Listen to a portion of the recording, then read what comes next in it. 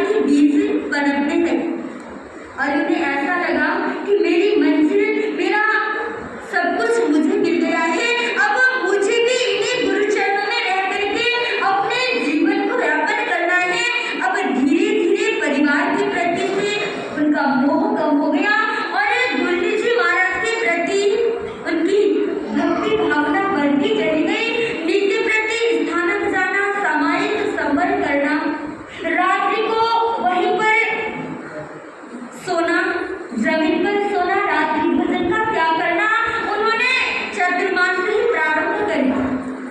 और जब उनके मन में वैराग्य के बीज पनपने लगे तो एक दिन उन्होंने अपने माता पिता और बड़े भाई के समक्ष अपने भावों को रखा कि माँ, मुझे भी इन्हें गुरुजी के चरणों में जाना है, मुझे भी संयम लेकर के अपने जीवन को इन्हीं गुरु चरणों में समर्पित करना है।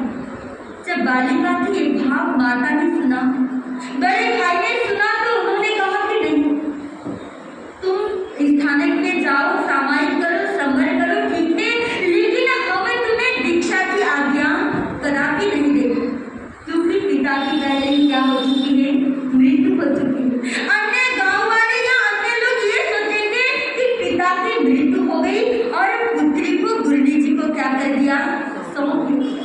ऐसा हम कदापि नहीं होने देंगे, तुम्हें दीक्षा तो नहीं लेने देंगे। हाँ, तुम्हें सामायिक करो, संवर करो, स्थानक में जाओ, उसके लिए कोई मनाही नहीं।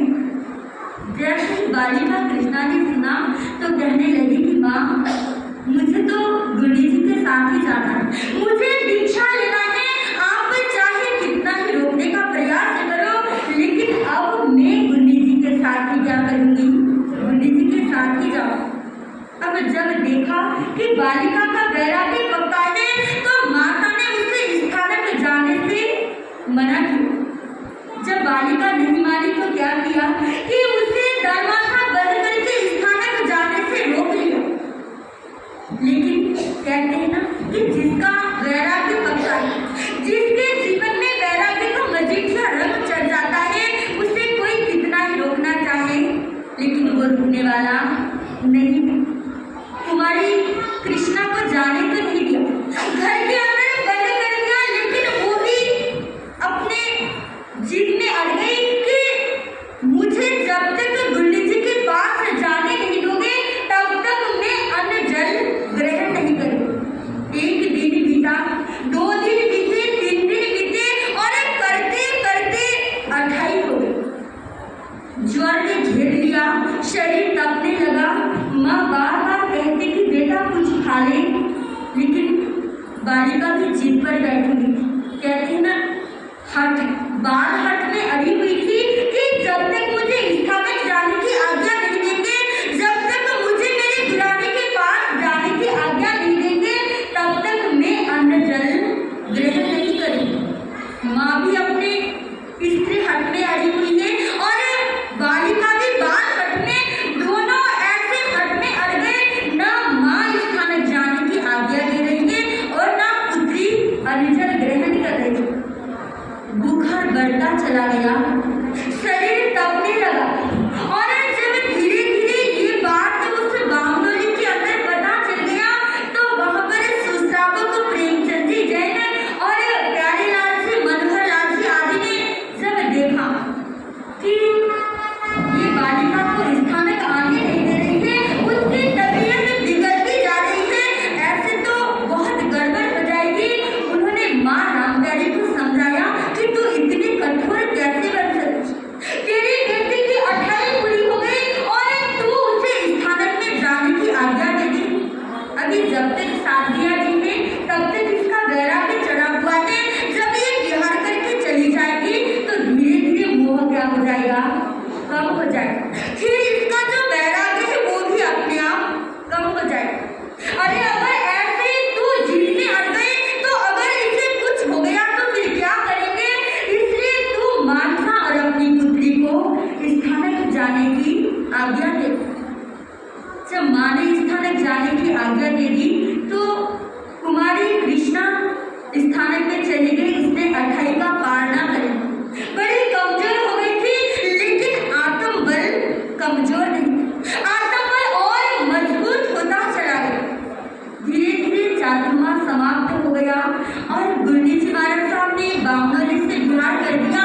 उस समय कुमारी कृष्णा साथ में चलने की बात कर रही थी। माँ ने कहा कि बेटी मैं तुझे वचन देती हूँ कि जब गुरानी जी दिल्ली पहुँचेंगे तो मैं तुझे क्या करूँगी, दिल्ली में गुरुजी जी के पास ले जाकर के छोड़ दूँगी। लेकिन बात आई गई सी हो गई। गुरुजी जी यूपी के अनेक क्षेत्रों में विचरण करते हुए दिल्ली जाने पहुंच गए। उधर कुमारी कृष्णा इंतजार कर रही है कि कब गुरानी जी दिल्ली पहुंचे, कब मेरे पास खबर आए और मैं गुरानी जी के पास पहुंच जाऊं।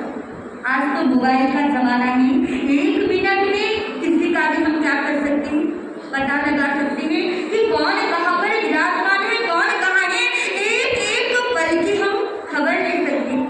लेकिन पुराना जमाना था, मोबाइल का कोई ऐसा साधन नहीं था। तो जब किसी से पता चला कि गुरनी जी चांदी चौक में विराजमान है, तो कुमारी कृष्णा ने कहा कि माँ, तूने मुझे वचन दिया था कि गुरानी जी जब चांदी चौक पहुंचेंगे तो तू मुझे उनके पास ले जाएगी, इसलिए माँ मुझे गुरनी जी के पास जाना है। माँ ने कहा, बेटी मैंने तो तुझे उस समय रोकने के लिए ये कहा था, मैं तुझे दीक्षा की आज्ञा कदापि नहीं दे सकती, तुझे चाहे कुछ भी करना हो कर ले, लेकिन तू दीक्षा तो कभी ले नहीं पाएगी, तुझे मैं दीक्षा की आज्ञा कभी नहीं दूंगी। पुनः माँ अड़ गई। उस समय कुमारी कृष्णा ने भी सोचा कि अगर मेरी माँ मुझे दीक्षा की आज्ञा नहीं देगी तो अब तो मैं अन्न जल का पूरी तरह से क्या कर दूंगी, क्या कर। देखिए पहले अढ़ाई हो गई थी और अब पुनः उसने व्रत 1 दिन हो गया, 2 दिन हो गया, करते करते देखिए वो छोटी सी बालिका और 10 दिन तक उसके उपवास हो गए। 10 दिन तक अन्न और जल का उन्होंने परित्याग कर दिया, जमीन पर सोना, पूरे दिन सामाई करना, स्वाध्याय करना, लेकिन अन्न जल का त्याग नहीं किया। शरीर इतना कमजोर हो गया, लेकिन मनोबल अब भी बड़ा मजबूत है और मन के एक कोने में विश्वास है कि मेरी ये साधना कभी ना कभी मुझे अपनी गुरानी तक पहुंचा ही देगी। अटूट श्रद्धा है अपनी गुरनी के प्रति और उसी भावना से वो तपस्या करती गई।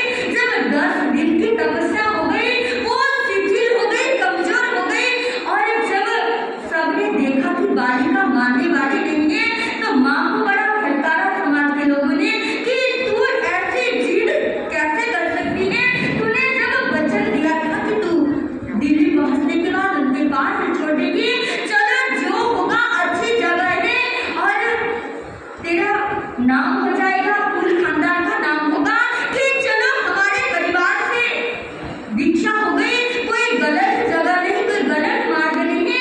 अगर त्याग के मार्गों पर जब बढ़ना चाहती है तो क्यों अंतराय डालती है। तो सभी ने समझाया और माँ ने भी देखा कि बेटी की स्थिति बहुत नाजुक है। 10 दिन की तपस्या हो गई, बड़ी कमजोर हो गई।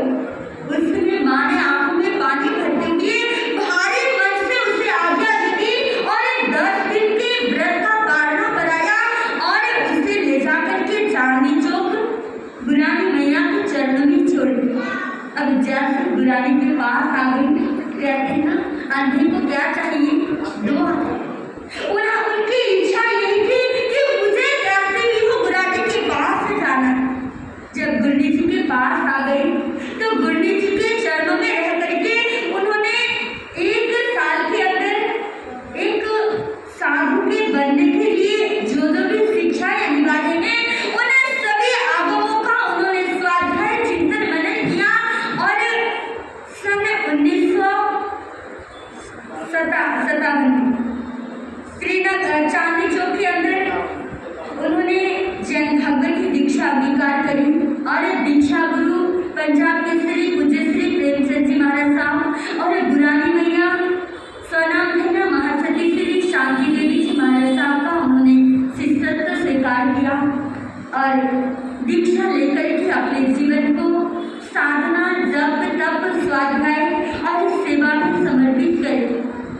बंधु गुरानी जी महाराज साहब के जीवन के बारे में मैं क्या कहूँ, उनका जीवन अनेकानेक दिव्य गुणों से ओतप्रोत था। कहते हैं सागर को गागर में भरना असंभव है। गुरानी जी महाराज साहब का जीवन अनेकानेक दिव्य गुणों से ओतप्रोत था। उनके बारे में कुछ कहना, उनके गुणों का वर्णन करना मेरे लिए सूर्य को दीपक दिखाने के समान है। गुरनी जी का जीवन अनेकानेक गुणों से प्रबुद्ध था। मेरी ये छोटी सी जुबान उनके गुणों का वर्णन कैसे कर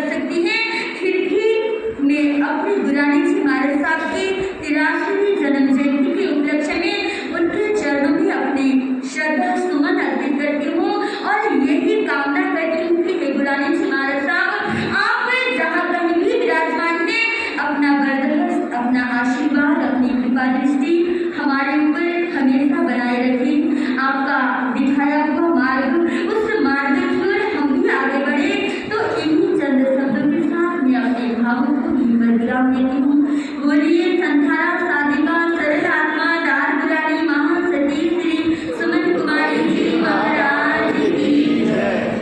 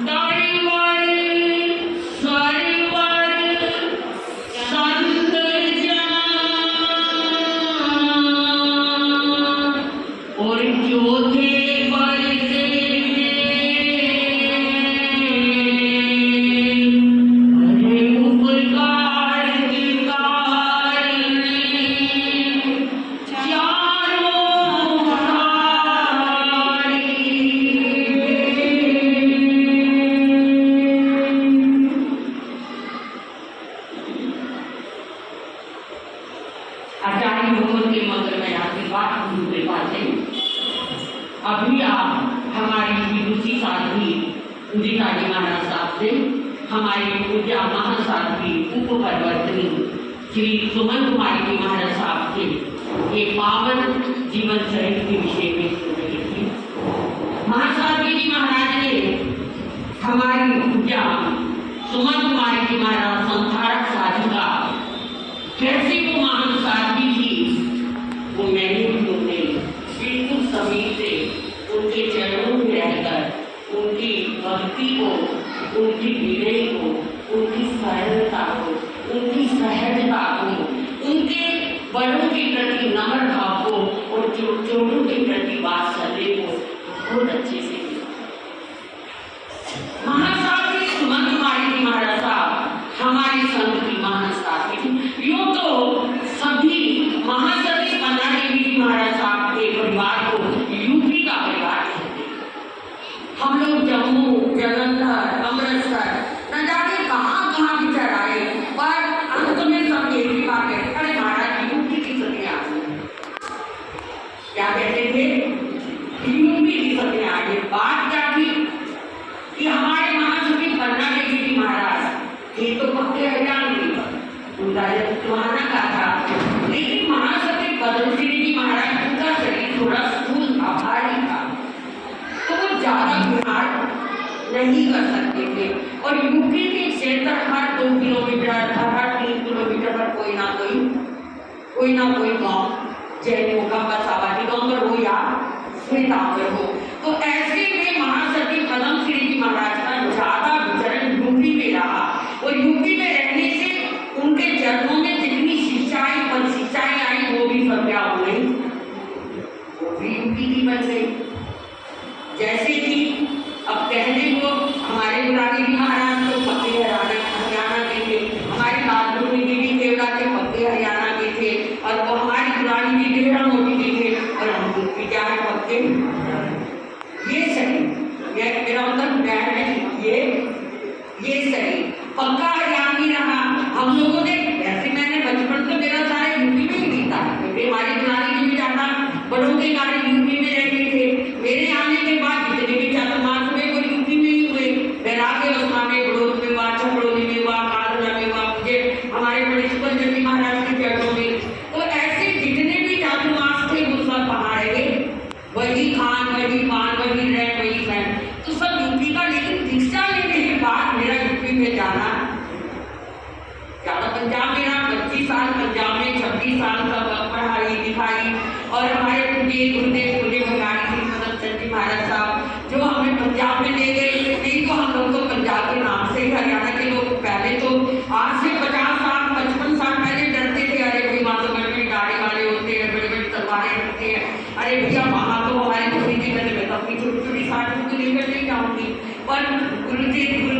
हमने बताने के बाद, अरे सती जी सारी उम्र हमें पंजाब में रहते बीत गई, दिल्ली को जाने का राम, आप क्यों घबराते हो, क्यों डरते हो? कहने का मतलब हमारे सुमन कुमारी जी महाराज का तो जन्म भी कहाँ हुआ? यूपी में हुआ। और अकेले सुमन कुमारी जी महाराज जी हमारे जो जितेंद्र जी महाराज वो भी बात, वो भी कहाँ के हैं? बामडोली के, यानी यूपी के ही रहे हैं। तो कहने का मतलब सुमन कुमारी जी महाराज साहब का जीवन बड़ा सरल सहज, वो इतना प्यार और मान देते थे। जब मैं उनके चरणों में चली जाती थी, वो यहाँ तक कि अपनी साथियों को भी अरे सरिता ऐसे लगता था कैसे पता नहीं आसमान के ऊपर टांग कर रख देते। कितना प्यार देते थे हमारे बड़े, और कितना मान सम्मान देते थे। मुझे राधा जी महाराज बताते रहते हैं, कहते कि उनके स्वर्गवास के बाद भी जब मैंने उनकी डायरी खोली तो 20 जगह ये लिखा हुआ था, हमारे भक्ति परिवर्तनी सरिता ही रही। देखिए उनकी उदारता, उनकी महानता, उनकी क्या है गंभीरता। 20 जगह जब मैं चली आज परिवर्तनी तुझे ही बनाना है। मुझे पता है हमारे घर में महासती पन्ना देवी परिवार में मुझे नहीं नजर आती है, पता नहीं क्या उनकी भविष्यवाणी थी। और जैसे ही मुझे परिवर्तनी पर चाबी जोग में मिला और जैसे ही उन्हें खबर मिली उनका ट्रैक में जैसे उनके दशकों को भागी, तब तक उन्होंने संसारा भी ले लिया था। पर उन्होंने मरते दम तक भी ये बात राधा जी महाराज को कही, जो मुझे राधा जी महाराज अक्सर बताते रहते हैं। ये परिवार महासती पन्ना देवी जी महाराज का परिवार है। महासती पन्ना देवी जी महाराज साहब की 5 शिष्याएं, कितनी है? 5 शिष्याएं ठीक हो। सबसे बड़े महासाध्वी श्री हुकम देवी जी महाराज, सबसे बड़ों का नाम क्या था?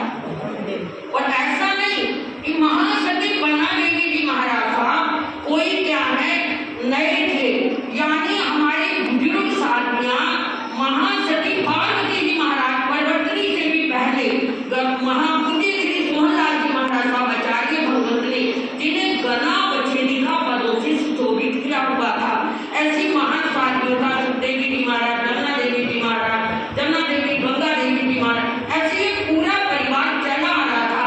और उन्हीं की शिष्या महासती पन्ना देवी जी महाराज साहब। और ये भी बड़ी आश्चर्य की बात है, क्योंकि मैंने जैन शादी का इतिहास मैं जो लिख रही हूँ तो उसमें जो सब शादियाँ थी तकरीबन पंजाब से थी या हरियाणा से थी।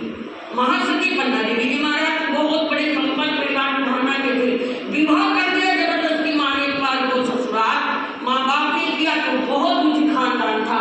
पर उन्होंने विवाह के बाद भी जो हमारे सुमन कुमारी जी महाराज साहब की उन्होंने कभी ये स्वीकार नहीं किया। और एक दिन उन्होंने दीक्षा ली। 5 शिष्याएं उनकी, सबसे बड़ी हुकम देवी जी महाराज जो रायपुर के पाटनी परिवार पक्के उस बार परिवार से थे। उनकी 2 शिष्याएं महासाध्वी पद्मश्री जी महाराज और हमारे गुणगान में न जाने कल जिंदगी का क्या होगा, न जाने कल जिंदगी का क्या होगा। सुमन कुमारी पूर्णी के, सुमन कुमारी पूर्णी जी जन्म जयंती आई है। राणा प्रताप बाग में हमने जय जयकार बुलाई। ये लाइन बोलिए कि राणा प्रताप बाग में हमने जय जयकार। पुलिस संतारा शादी का पुण्य भूमि वरिया श्री सुमन कुमारी जी महाराज की। ऐसे में दोनों हाथ उठा के बोलेंगे, पुलिस संतारा शादी का पुण्य भूमि वरिया श्री सुमन कुमारी जी महाराज की। सुमन कुमारी पूर्णी जी जन्म जयंती आई है। राणा प्रताप बाग में हमने जय जयकार बुलाई है। बोलिए राणा प्रताप बाग में हमने जय जयकार बुलाई। संगी 142 की भादवदी पंचम जन्मी, पिता मनोहर नाम प्यारी माँ मन ही मन में थी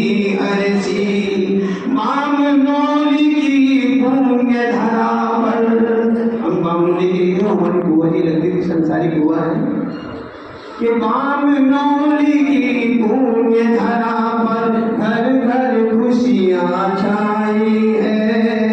राणा प्रताप बाग में हमने जय जयकार बुलाई है।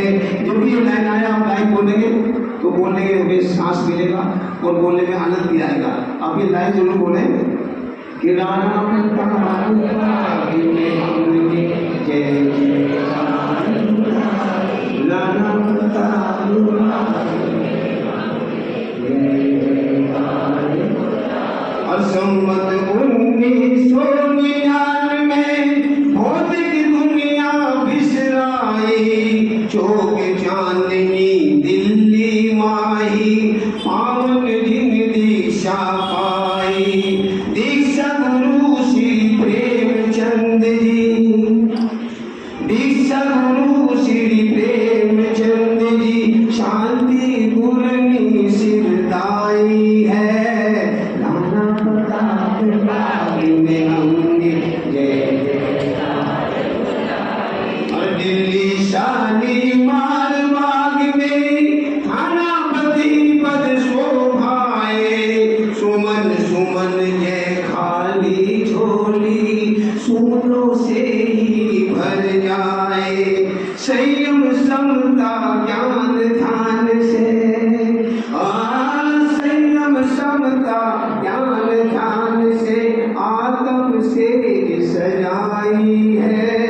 राणा प्रताप बाग में हमने जय जयकार बुलाई।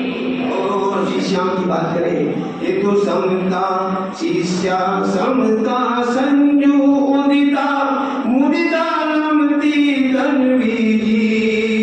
और डॉक्टर सरिता छीत न दर्शन पाकर सबकी अखियां हर्षी जी। श्रावक श्राविका सबने मिलकर, श्रावक श्राविका सबने मिलकर गरिमा महिमा गाई है। राणा प्रताप बाग में हमने जय जयकार बुलाई। स्वर्ण कुमारी गुरनी जी की जन्म जयंती आई है। राणा प्रताप बाग दरबार में मेरे गुरनी के दुख दर्द मिटाए जाते हैं। दरबार में मेरी गुरनी के दुख दर्द मिटाए जाते हैं। गर्दिश में सताए लोग यहाँ सीने से लगाए जाते हैं। गर्दिश में सताए लोग यहाँ सीने से लगाए जाते हैं। दरबार में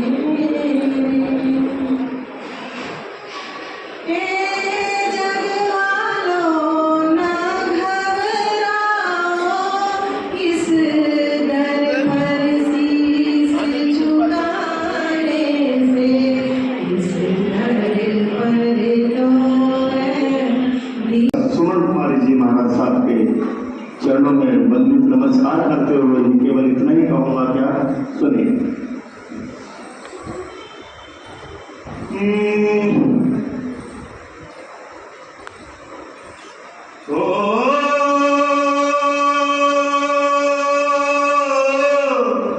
आप सभी मेरे साथ प्रयास करना और इस भजन की शोभा को और बढ़ाना, और आप सभी मेरे साथ देंगे।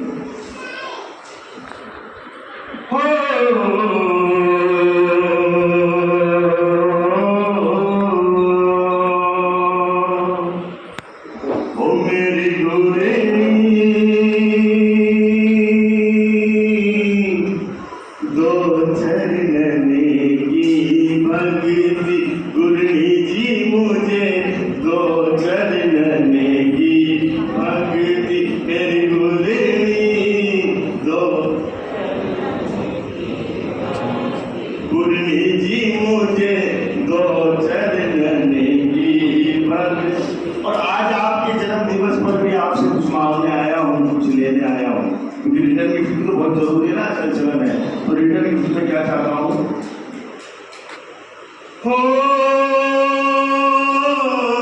पहल पहली गुरनी करूं जो भजन में, पहल गुरनी करूं जो भजन में। पहला पहल कौन सा?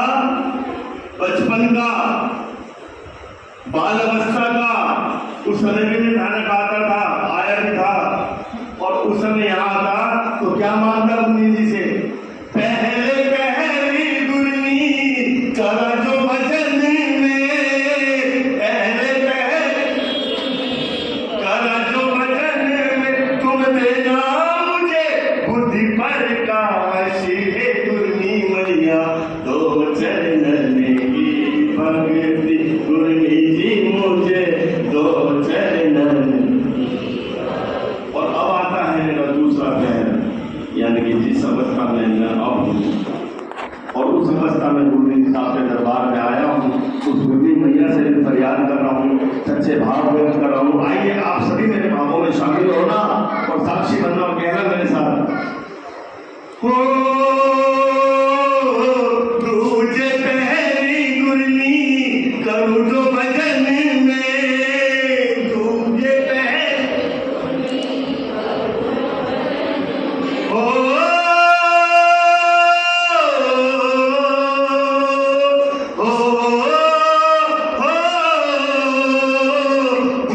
मूर्ति महासाध्वी श्री समता जी महाराज, प्रवचन प्रभाविका नेपाल श्रोमणी महासाध्वी श्री संजू जी महाराज आदि कांड के पावन जन कमलों में ऐसे जैन सभा सेक्टर 5 शैक्षिक संघ की ओर से वंदन नमस्कार करने को उपरांत आपके स्वास्थ्य की शुभकामना करते हैं। इस प्रवचन सभागार में सभी को सादर जय गोविंद। राणा प्रताप बाग बोटी सौभाग्यशाली संघ जो हर वर्ष चातुर्मास करवाता है, भाई सुभाष जी और भाई वेद जी की अध्यक्षता में राणा प्रताप बाग हर साधुओं का, हर संतों का चातुर्मास करता। मैं राणा प्रताप बाग को तहे दिल से स्वागत और अभिनंदन।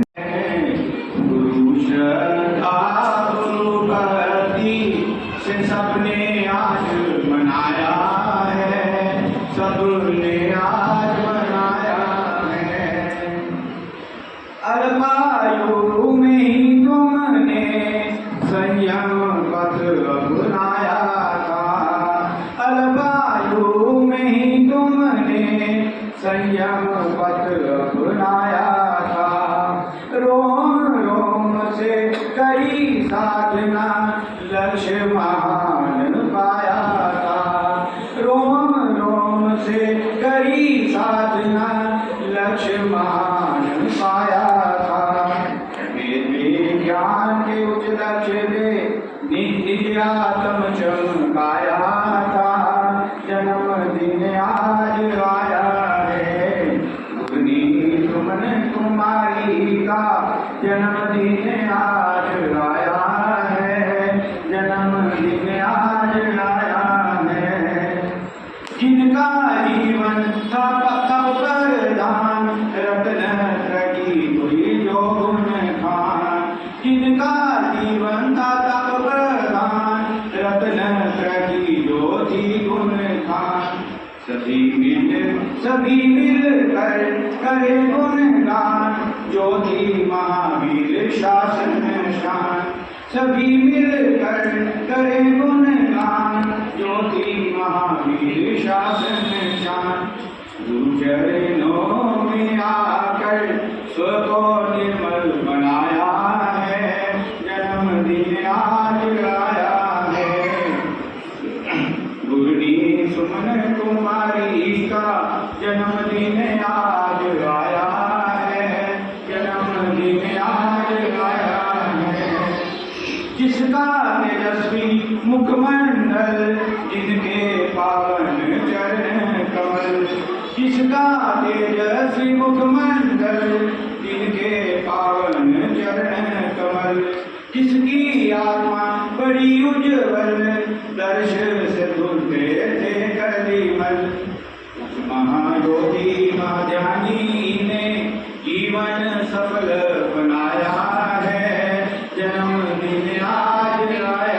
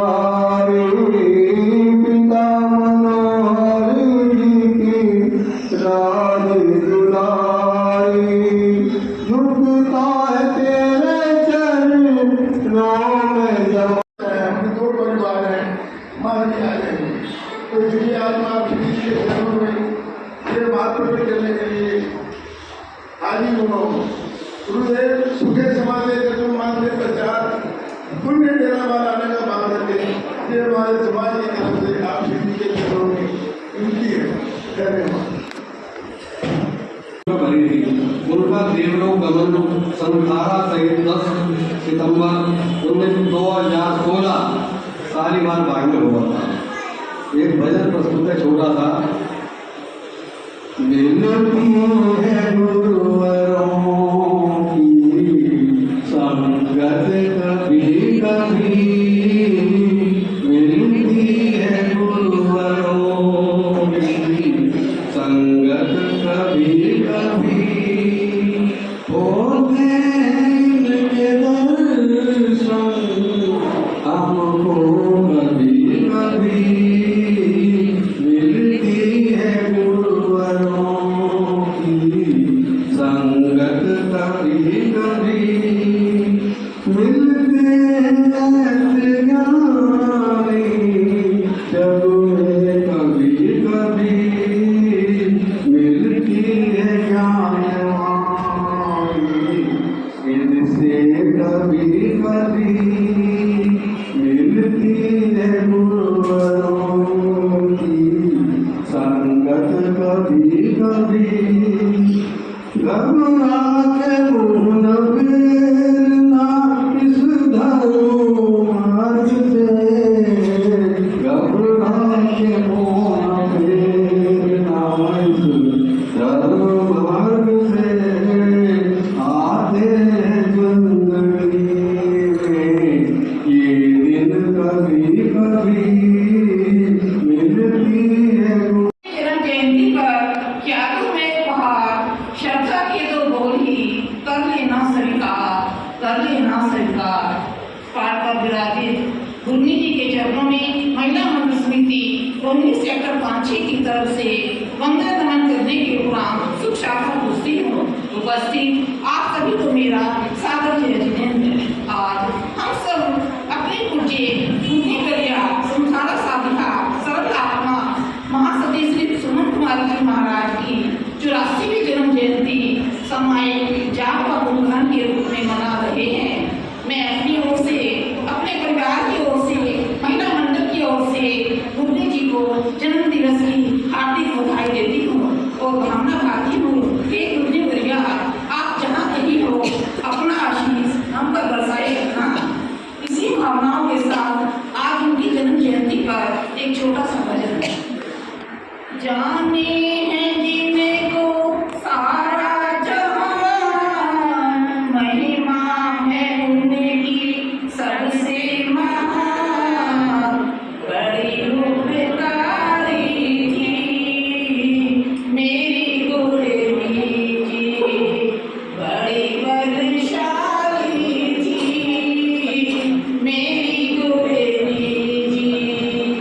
नाथ मैं कौन मेरे सिर पर तेरा हाथ, नाथ मैं कौन।